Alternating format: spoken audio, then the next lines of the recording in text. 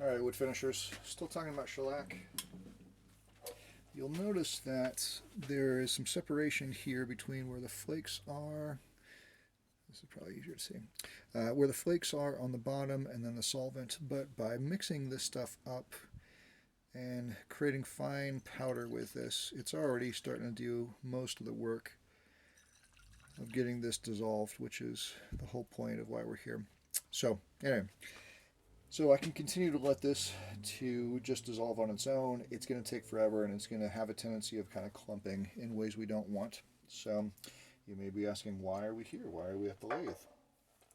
Well, if you have a lathe and you have a chuck, I can mount this into the lathe and then allow this thing to, at a very slow speed, do the agitation for me. So that's what we're doing here. You'll notice that I've put electrical tape here. If there's any concern, if this seal is not tight, then you can do that. The other thing that works well is to put a bit of a glove over top of this to keep that liquid concoction where it needs to be, and that works. The other thing that I like to do when putting this to the chuck on the lathe is I want to create a little bit of a cushion on this, and it doesn't have to be pretty, but I do want to have a little bit of softness on this, so when it goes into the lathe I have a little bit of a barrier. And I don't know if you could see these little flakes here trying to separate, or trying to stay separated, but in essence that's what this thing is doing. Alright, this is glass. You're not supposed to use a metal container for mixing or storing of shellac, just because of the acidity here.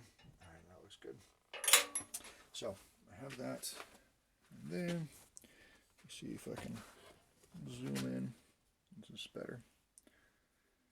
Alright, so this side,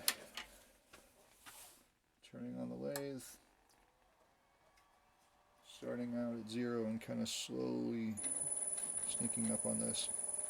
I'm not worried about this container being off center, but this is the idea. So I will leave this here and I will come back and check on it periodically.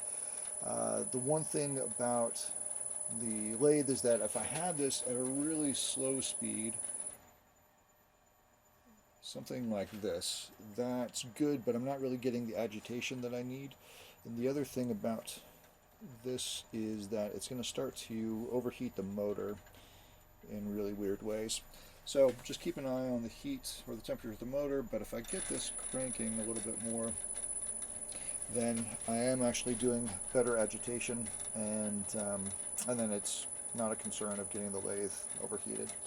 Alright, so if you've been on the fence about purchasing of a lathe, please let this be your formal invitation to purchase one. And if you don't know how to turn, it's okay, because now you'll be able to mix shellac much easier. Anyway, this is the greatest trick that I think I've learned so far in my woodworking experience. Hopefully this helps you. And there you go. The last thing that I'll probably do, just for peace of mind, because I don't want this to pop off, I'll probably run tape across a couple different ways just to secure this into place. And if I've done that, then I can rest assured that no harm is going to come to this experience. I also recognize that I've just jinxed the whole thing, but a little bit of prevention, as they say, is less important than a pound of cure, or whatever. I don't know what the expression is. I'm bad with expression. Alright, hopefully that helps. And I'll see you on the next step, which is going to be in about a day after this is fully dissolved, to talk about application and doing French polishing. Alright, thanks everyone.